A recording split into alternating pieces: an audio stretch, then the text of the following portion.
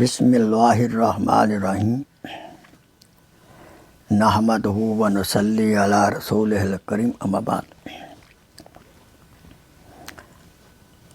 اپنے اکابرین کی نصاح مرض کر رہا ہوں۔ آئیے حضرت مجدد الفسانی رحمۃ اللہ نے کیا فرمایا؟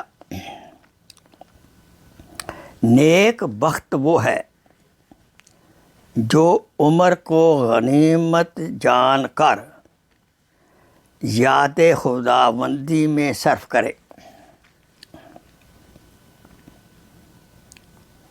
فرمایا آخرت کا کام آج کر اور دنیا کا کام کل پر چھوڑ دے۔ سبحان اللہ۔ محبوب کے تابع ہونے کی وجہ سے محبوب کی ہر چیز محبوب ہو جاتی ہے۔ فرمایا شریعت کے 3 جزو ہیں: علم، عمل، اخلاص، اور ان کا حصول اللہ تعالیٰ کی رضا کا حصول ہے۔ یعنی علم، عمل اور اخلاص سے اللہ تعالیٰ کی رضا ہمیں نصیب ہوتی ہے۔ سب سے بڑی نیکی یہ ہے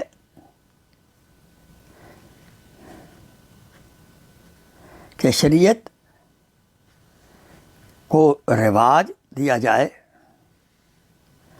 اور احکام الہی کو فروغ دینے کے لیے کوشش کرے۔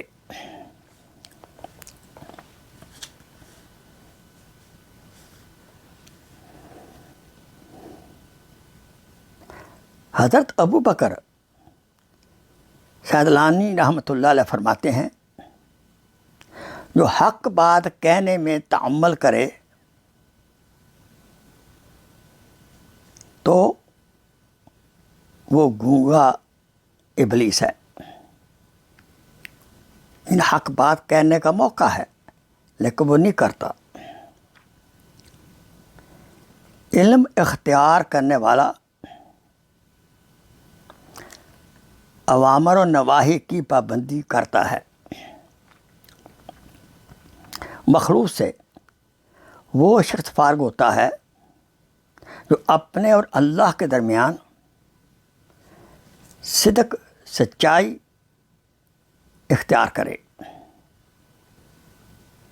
سب سے اچھا آدمی وہ ہے جو دوسروں میں خوبیاں دیکھے اور اپنی خوبیاں نظر انداز کرے۔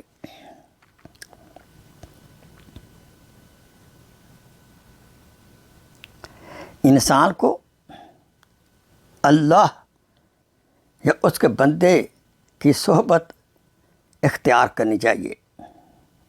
انسان کو اللہ یا اس کے بندے کی صحبت اختیار کرنی چاہیے، کیونکہ اللہ تک پہنچنے کا صرف یہی راستہ ہے۔